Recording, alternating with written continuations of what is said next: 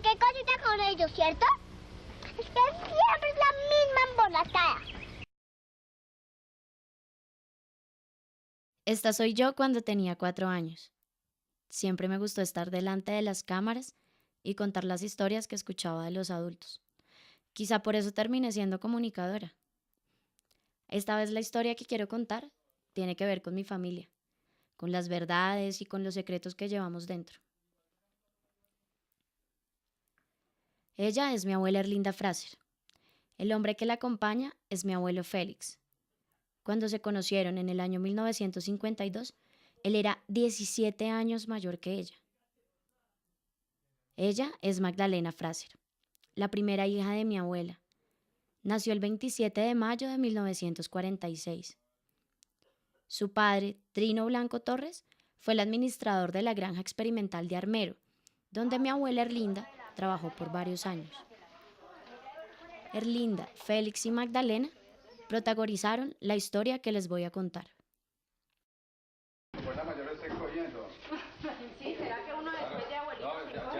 Para entenderlo mejor, les voy a mostrar cómo se compuso esta familia.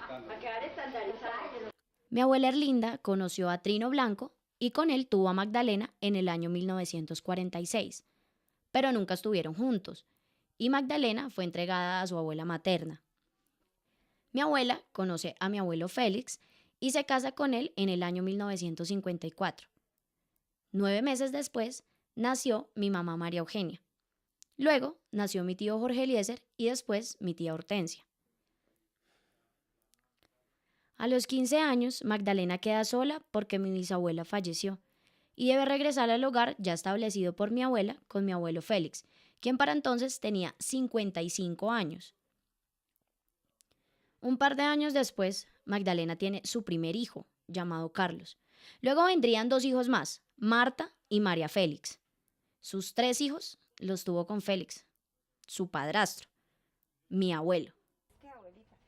Estaba contenta, ya le pasó lo de la carita. Ya tiene un pesitico nomás de agua.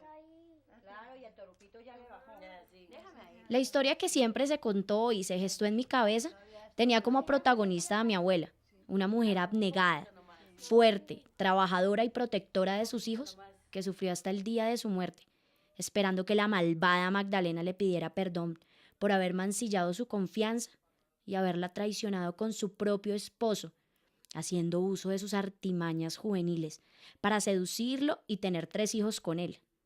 Ese hombre cincuentón, rozagante, masculino y espectacular que era mi abuelo. Esta es la historia que siempre me contaron. Es la versión con la que todos nos mantuvimos cómodos y, de alguna manera, tranquilos.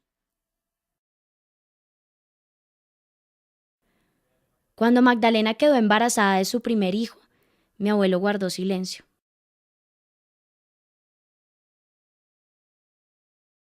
Por orden de mi abuelo, la joven madre fue enviada a un pueblo del Huila a tener su bebé, al que llamó Carlos. En tan solo 6 años, Magdalena tuvo con mi abuelo Félix 3 hijos, un varón y 2 mujeres. Los 3 fueron aceptados y criados por mi abuela Erlinda como si fueran sus hijos, y por sus medio hermanos como sus propios hermanos. Todos bajo el mismo techo, como una familia feliz, llena de secretos.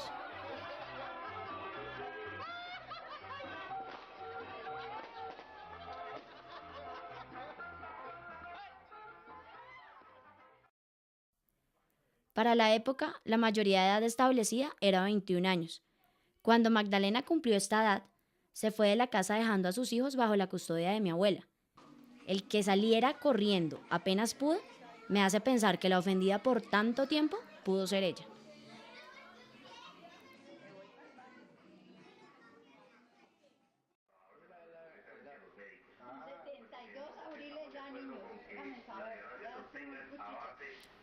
Presumo que mi abuela lo prefería así, para no sentir vergüenza por su mutismo. Prefiero pensar que era una época donde reinaba la ley del silencio, en medio de un machismo que hace que miremos para otro lado cuando es tan evidente la presencia del abuso. Los secretos de familia siempre llaman la atención. La mía no es una excepción. Más allá de los susurros y los comentarios, es necesario ahondar en esas zonas vedadas de nuestra historia. Hay secretos dolorosos que no deberían existir. Son cómplices del dolor, el maltrato, la desigualdad y el abuso al interior de las familias.